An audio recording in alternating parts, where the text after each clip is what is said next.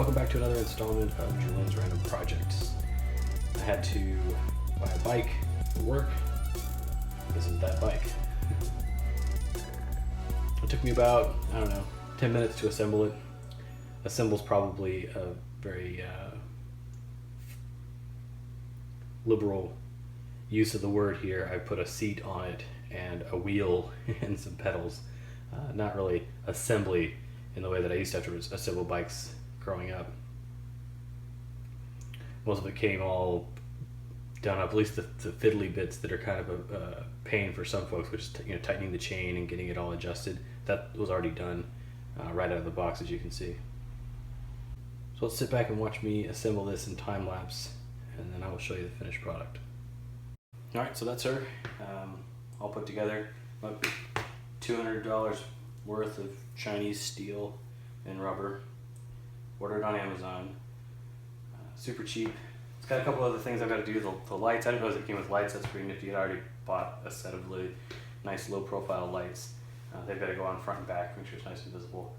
Some other things I'll probably change are the chain. They make a white one. I was just kind of tickled that you could buy all sorts of like solid colored parts like this crank and chain and the like. So I got this to bounce between buildings at work. Got meetings in both, and getting in and out of a car is kind of a pain in the dick, so a quick little jaunt on a bike. And then I thought, why not go full hipster and get a Fixie bike? If you don't know what a Fixie bike is, it means that it's typically a single speed. I haven't seen Fixies that aren't single speed, but it is fixed. This crank is fixed to the wheel.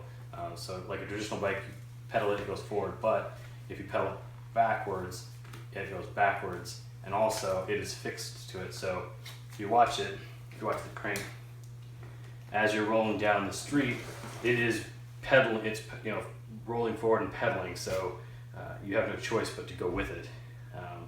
And they also include straps to strap your feet in. And if you want to slow down, you just apply pressure to those brakes, and you brake it like an engine would in a car when you like downshift and let up on the clutch or something. There's a couple different techniques for stopping. I won't go into those because I'm not skilled in doing so. To try and instruct you guys on how to stop in a single Fixie bike would be kind of silly. I'll practice those and get better at them. But in the meantime, I'm going to be a little bit lame and have a front brake for it. But that's just because I'm not all that experienced riding a fixed bike. So there it is. Like I said, the other mods I'm probably going to either paint or buy a white wheel for the front. I have a white seat coming. What else? Just anything you can see here that's not white is probably going to be turned white.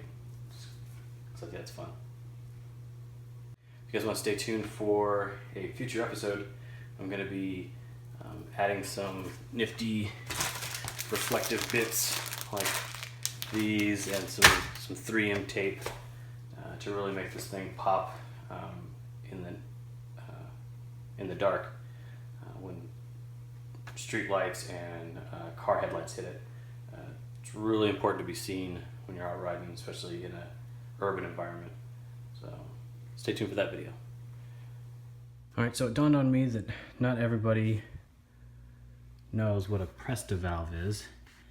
I've only seen them on road bikes like this, or these little skinny wheels on road bikes before. A lot of us are used to the Schrader valves, which you see on like every car on the road and other bikes, like your BMX bike growing up.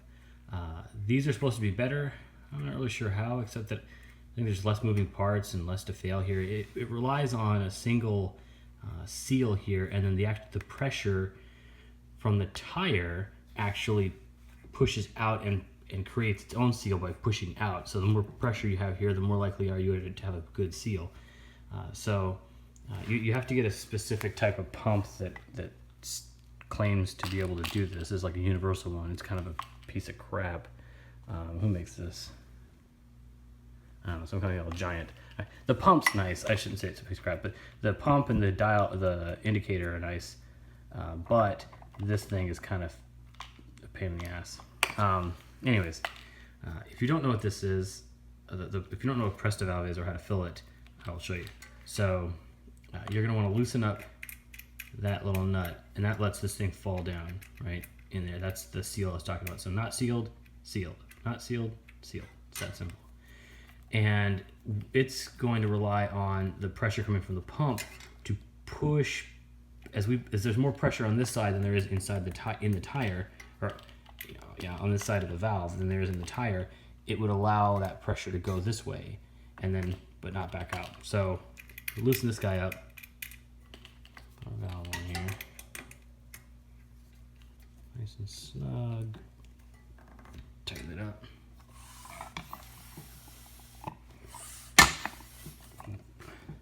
Yeah, it's taking air.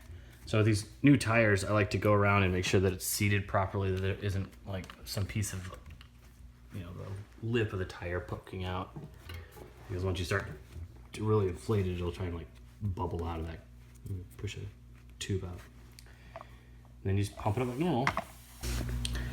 In this case, that's about 110 psi, about 100 psi, but I reckon I'll lose some of that when I break the seal here. And as I do, that valve's going to be pushing up this way and create its own seal, like I showed you earlier. There you go. Makes a lot of noise. It is sealed. Hard as a rock. And then it doesn't need it, but we'll just put this down here so it's not rattling on us. Snug that up.